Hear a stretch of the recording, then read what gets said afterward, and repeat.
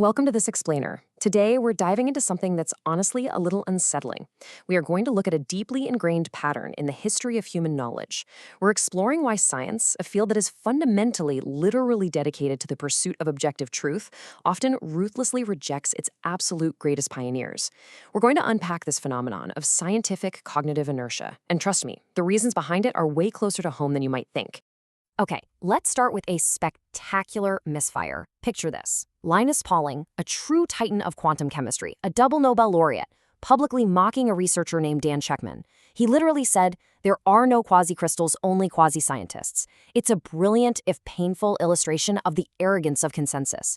See, Shechtman had just discovered quasi-crystals under an electron microscope, but because it defied the established textbook rules of crystallography, this double Nobel laureate completely dismissed him.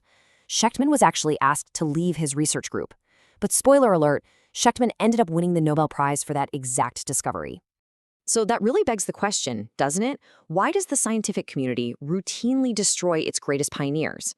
In the early stages of a groundbreaking theory, peer review, which is supposed to be this gold standard ensuring quality and accuracy, often acts way more like a brick wall than an open door. It becomes a gatekeeper instead of a guide. And as you'll see, the evidence for a massive new discovery almost always precedes the consensus, sometimes by decades.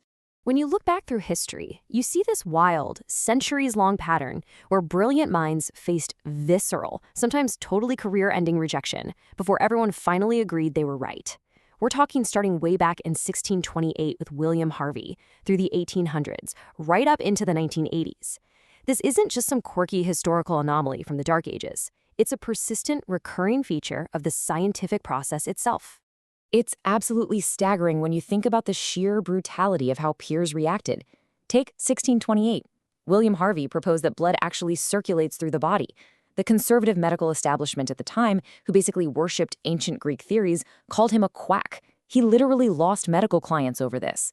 Then jump to Ignaz Semmelweis in 1847. He rigorously proved that if doctors simply washed their hands with a bleach solution, it drastically reduced mortality rates in maternity wards. The reaction? Doctors felt insulted. They honestly thought the idea that their hands were dirty violated their status as gentlemen. Semmelweis was entirely ostracized by his colleagues and tragically ended up dying in a mental hospital. And it's not like this stopped in the 1800s. Fast forward straight through the 20th century. Alfred Wegener in 1912 proposed continental drift, but because he was a meteorologist, geologists completely ridiculed him as an outsider and ignored him for half a century. In the 1940s, Barbara McClintock discovered skipping genes. Her peers considered it heretical, ignored it for decades. And of course, Dan Shechtman in 1982, mocked and literally kicked out of his lab. All of these absolute geniuses were exiled by the consensus of their day. So here's the absolute kicker, the stark contrast between their initial humiliation and their ultimate, world-changing triumph. Harvey's capillaries were eventually found under a microscope. Semmelweis was totally vindicated by Pasteur's germ theory. Wegener's continental drift was proven by seafloor spreading. McClintock and Shechtman, they both eventually won Nobel Prizes. They were all completely, undeniably right. So, what exactly goes so horribly wrong in the minds of their peers? Well, what's the psychological whodunit here? The culprit actually isn't some shadowy cabal of evil scientists trying to suppress the truth. It's so much more fundamental than that. These rejections weren't born of malice. They were born of our own human biology, specifically biological laziness. You see, our brains are fundamentally designed to survive, and thinking hard, that burns a lot of calories. To really get the why behind all this, we need to talk about something called the cognitive miser theory, proposed by Keith Stanovich and Richard West. This theory explains that our brains are naturally wired to be, well, misers with energy. We actively seek out cognitive shortcuts to save mental fuel. When we're faced with incredibly complex information, the human brain preferentially activates intuitive, fast thinking rather than deep, analytical processing. And this creates a massive roadblock for groundbreaking science. Peer reviewers are leaning heavily on quick, heuristic, System 1 thinking to make rapid judgments based on what they already know. Why? Because actually relearning a whole new paradigm, which psychologists call cognitive reconstruction, is a massive, exhausting drain on biological energy. So System 1 just instinctively dismisses the new, difficult theory as noise to conserve that energy.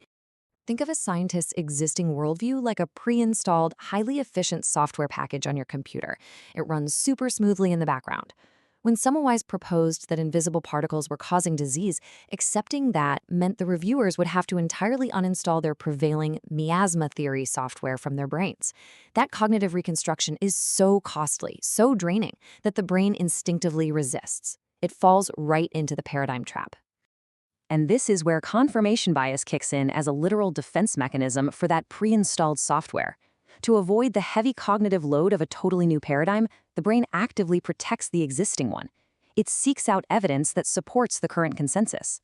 When a reviewer encounters a groundbreaking fact that shatters the old rules, their brain just slaps a convenient label on it: abnormal or experimental error. It's a biological defense against having to do the really hard work of changing one's mind. Okay, so this leads us to another fascinating layer of the problem, and it's rooted in Bloom's taxonomy. It creates what we can call an evaluation illusion during the peer review process, and it perfectly explains why highly educated experts feel so incredibly confident right when they are so incredibly wrong. In Bloom's system of educational objectives, evaluate and create are top-tier, heavy-lifting cognitive skills. Peer review obviously demands this high level of evaluation, but here is the massive catch. Effective evaluation relies on established criteria. You have to have a standard to measure against, right? But what happens when true pioneers like McClintock or Wegener show up? They aren't just giving you new data. They are fundamentally challenging the very criteria they are being judged against. So when those criteria are broken, we see this incredible cognitive regression. First, the reviewer simply lacks the underlying tools or the mental links to grasp this massive leap forward. Because of that, they literally cannot process the new theory at that high-order evaluation level. Consequently, their brain retreats to a much lower cognitive stage, just applying existing rules.